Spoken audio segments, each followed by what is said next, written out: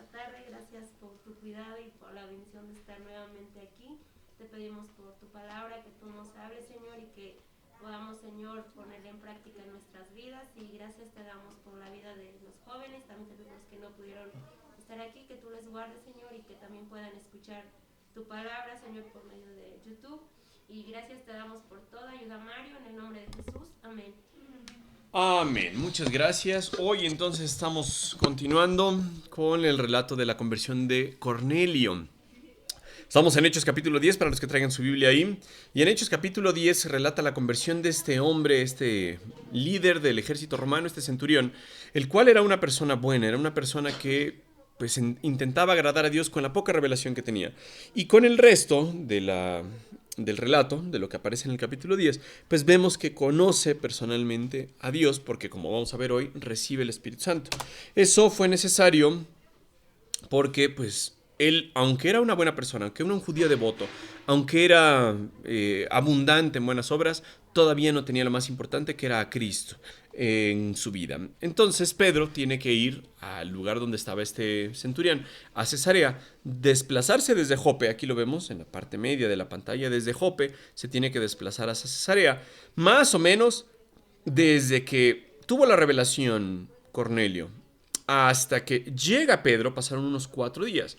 Porque, pues bueno, el camino no se ve tan fácil de llevar. Tenían que pasar la noche quizá ahí en Jope, los que fueron enviados por Cornelio.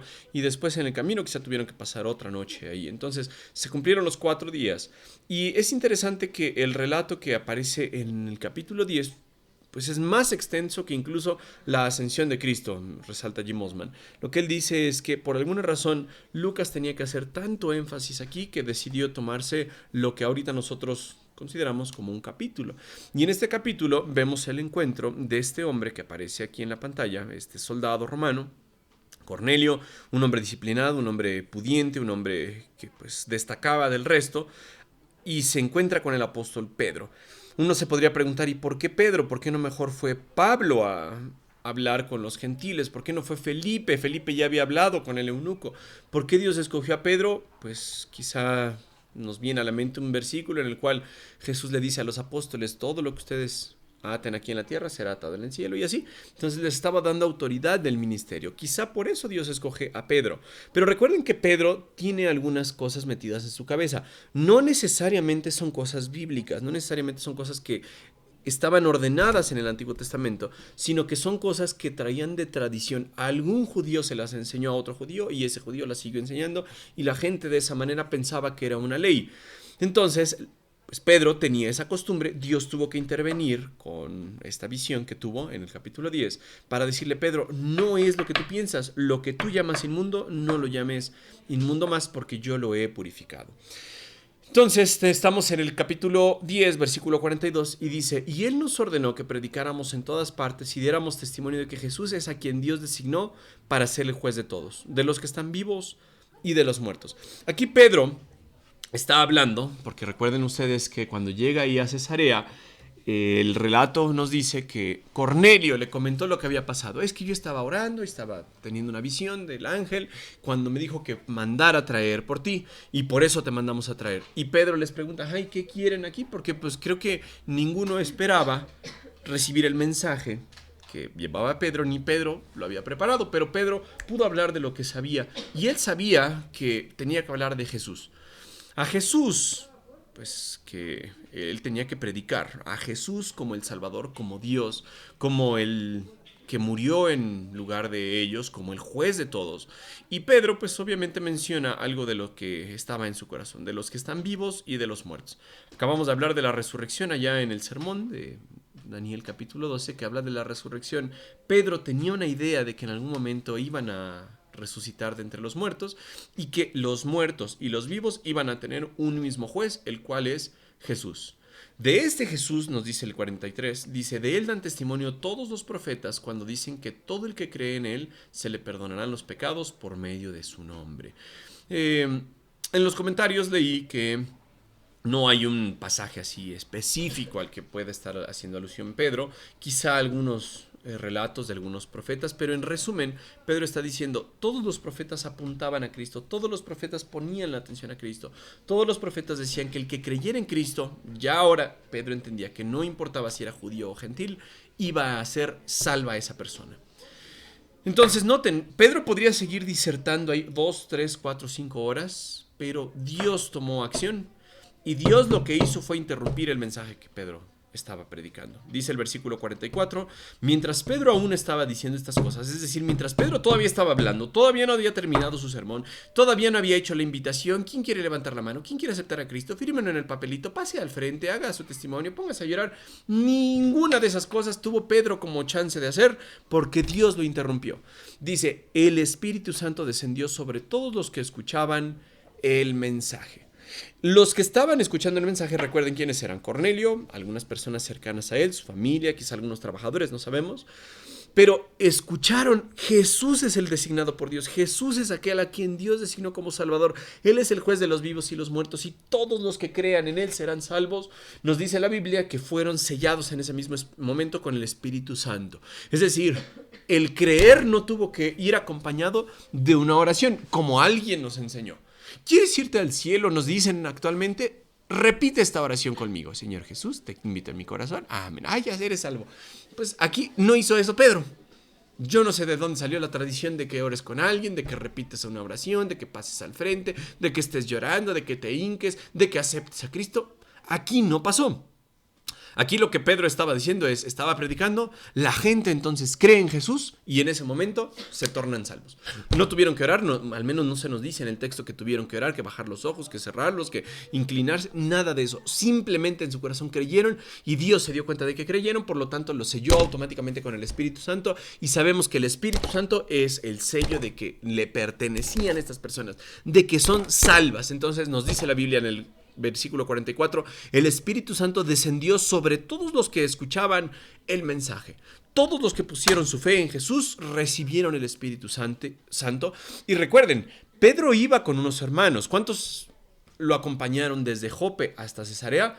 Por lo que vemos en el siguiente capítulo, Pedro va a relatar, porque quizá Pedro sabía algo, quizá Pedro sospechaba algo, y le dijo a 6 de sus hermanos, oigan hermanos, acompáñenme, algo interesante está por pasar, algo importante está por ocurrir, entonces voy a necesitar unos testigos. O tal vez simplemente Pedro decía, oigan, es un largo camino, o están aquí, quieren seguir platicando conmigo, vámonos, no sabemos por qué razón, pero Pedro viajó con 6 personas más, 6 hombres que al final dan testimonio, porque cuando llegan a Jerusalén es otro rollo. Eso lo vamos a ver en el versículo 1 del capítulo 11.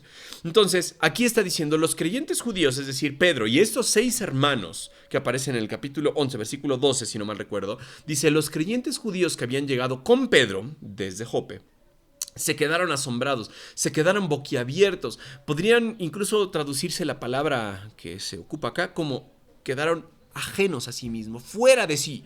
Así, yo me imagino con la mandíbula luxada, ¿cómo es posible que ocurriera esto? Al ver que el don, que el regalo del Espíritu Santo también era derramado sobre los gentiles. Imagínense lo que estaba pasando en sus cabezas. En las cabezas de estos judíos, ¿quiénes eran los gentiles? Unos perros, así. Eran unos animales, eran una cosa detestable, eran algo que ni siquiera cuando iban a un territorio extranjero querían traerse el polvo de los gentiles a Tierra Santa. Por eso se sacudían sus vestiduras. Ahora imagínense que ellos ven como creen en el Señor Jesucristo, reciben el Espíritu Santo y estos hermanos judíos, se quedan asombradísimos, se quedan estupefactos de que haya recibido también un gentil el Espíritu Santo. Y bueno, no solamente uno, fueron los que estaban ahí escuchando el mensaje. Se dieron cuenta de que el Espíritu Santo fue derramado y la pregunta sería, ¿y cómo lo notaron? Porque en el capítulo 2 de Hechos ya vimos cómo llega el Espíritu Santo, cumpliendo la promesa de Jesús en el versículo 8 del capítulo 1. Vemos que el Espíritu Santo desciende sobre los creyentes que estaban reunidos en el aposento alto y se manifiesta a través de lenguas de fuego y que hablaron en diferentes idiomas, diferentes lenguas, diferentes dialectos. Entonces, quizá eso le trajo a la memoria a estos cristianos, porque no sabemos si estaban ahí estos 6 hombres que acompañaron a Pedro. Dice el 46, pues los oyeron hablar en otras lenguas, otros dialectos, otros idiomas y alabar a Dios. El resultado de que estas personas fueran salvas de manera visible, de manera tangible, era que empezaron a hablar otros idiomas, así como en el capítulo 2, los judíos empezaron a hablar otros idiomas. Repetimos, no se trata de balbuceos, no se trata de una cosa sin coherencia, no se trata de hablar pura patochada. Ellos hablaron idiomas que la gente podía entender, hablaron idiomas que la gente conocía, hablaron idiomas que ellos nunca habían estudiado. Y eso es lo que pasa aquí. No empezaron a balbucear, no empezaron a decir sandeces, no empezaron a decir como actualmente la gente dice, estoy hablando en lenguas, y repiten así exactamente lo mismo. Suena igual lo que están diciendo, pero no suena como un idioma, ¿no? Entonces, estas personas, estos judíos, estos judíos se dan cuenta de que los gentiles reciben el Espíritu Santo a través de ¿qué? A través del hablar en lenguas y número 2, de alabar a Dios.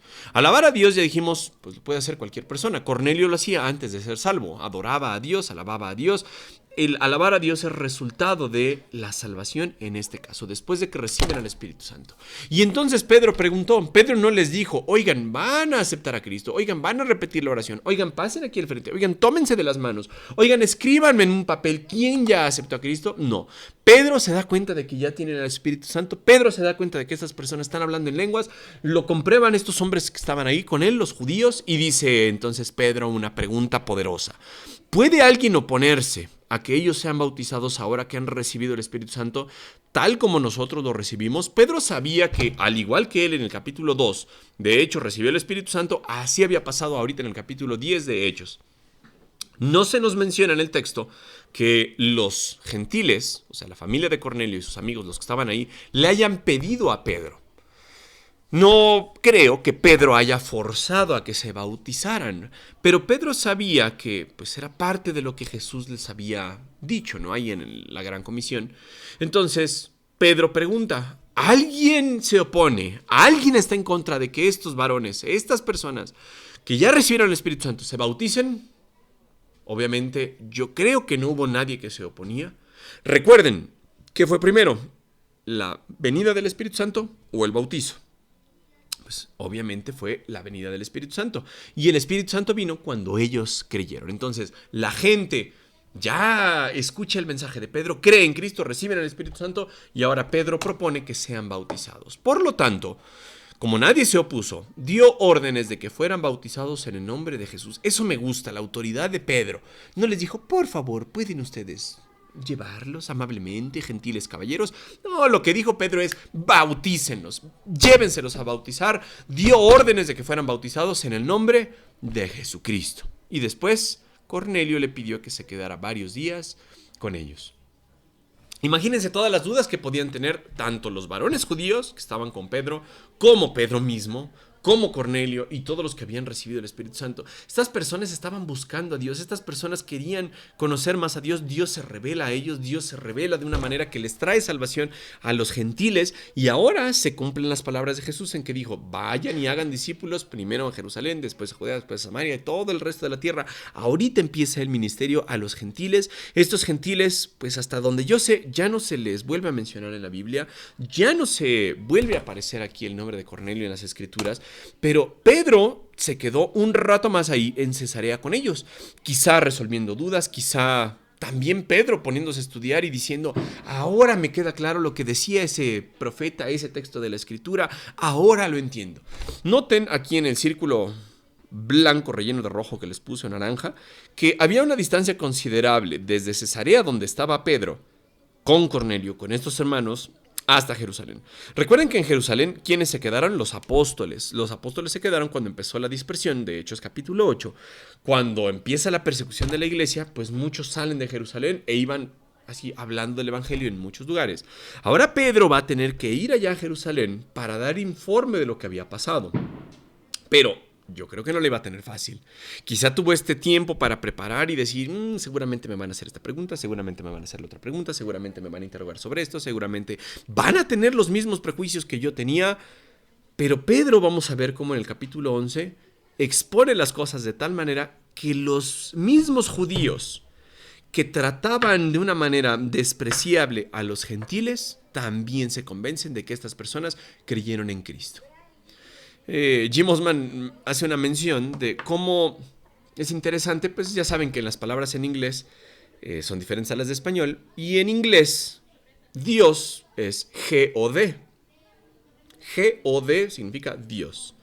Perro, como se dice en inglés, D-O-G, o sea, como que las palabras al revés, ¿no? Y es interesante entonces como ve aquí que, Cornelio no trató a Pedro como Dios, porque Pedro no lo permitió. O sea, Pedro no permitió ser alabado como Dios, como G-O-D. Pero tampoco Pedro lo trató como perro, como D-O-G, como dirían las palabras así al revés, ¿no? En inglés. Entonces, un concepto erróneo, un maltrato, podríamos decir, es tratar a alguien como si fuera una deidad, que en este caso no lo es, Pedro, pero también tratar a alguien como inferior a ti mismo, que tampoco lo era Cornelio. Entonces, ni Pedro se sintió más, ni Pedro trató mal a Cornelio, ni Pedro se sintió menos, ni Cornelio se sintió menos, ni Cornelio se sintió más tampoco. Cada uno estaba como equilibrado y decir, el lugar de Dios le corresponde solo a Dios. El lugar de tú, mi hermano gentil, que ya tienes el Espíritu Santo, nos hace que seamos uno en la iglesia. Y ni tú eres más por ser gentil, ni yo soy más por ser judío, ni tú eres un perro como lo cree mi población, mis hermanos judíos. Ahora tú y yo somos hermanos. Y entonces, ¿se acuerdan lo que les mencionaba? Vemos que Dios trae paz. Vemos que hay paz de Dios, vemos que hay paz para con Dios y vemos que ahora Dios trae paz en dos pueblos que antes eran irreconciliables.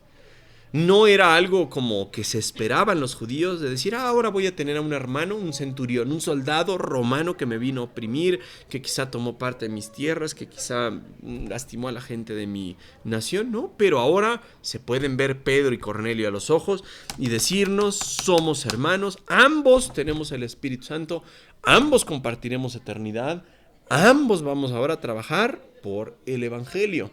A Pedro le esperaba un poquito de oposición, sí, por el liderazgo de la iglesia. Quizá Cornelio se topó con un poquito de oposición, como ya lo vimos con nuestro brother de Asia. Entonces, vamos a ver lo que pasa en el capítulo 11. Cómo Pedro relata la situación y cómo Dios se encarga de quitar esos tabús, esas tonterías que ya saben, no solo los mexicanos tenemos. Nos despides en oración, por favor, Pau. Sí. ¿Sí te llamas Pau? Ah, bueno, mejor tú te llamas. Bueno, no te preocupes. Señor, te damos gracias por tu palabra, gracias por permitirnos escucharlo, Señor. Te pedimos que tú nos ayudes a comprenderlo, amarlo, Señor, y gracias por la vida de Mario. Señor, te pido por los jóvenes que tú les ayudes en esta semana y gracias por todo. Así oramos en el nombre de Jesús. Amén. Amén. Muchas gracias, varones de Dios.